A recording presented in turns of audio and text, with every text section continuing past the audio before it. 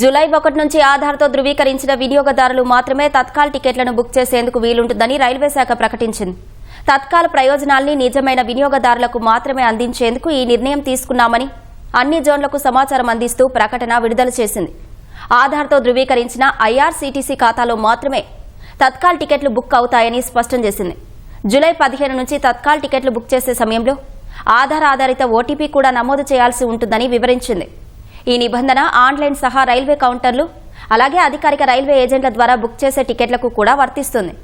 వ్యక్తిగత యూజర్లకు తత్కాల్ సేవలను మరింత దగ్గర చేసేలా రైల్వే ఏజెంట్లపై ఆంక్షలు విధించింది. తత్కాల్ బుకింగ్ విండో తెరిచిన తొలి 30 నిమిషాల దాకా ఏజెంట్లు టికెట్ బుక్ చేయడానికి అనుమతి ఉండదని రైల్వే శాఖ తెలిపింది. ఉదయం 10 నుంచి 10:30 వరకు ఏసీ క్లాసులు, ఉదయం 11 నుంచి 11:30 వరకు నాన్ ఏసీ క్లాసులకు ఏజెంట్లు టికెట్లు బుక్ చేయలేరు.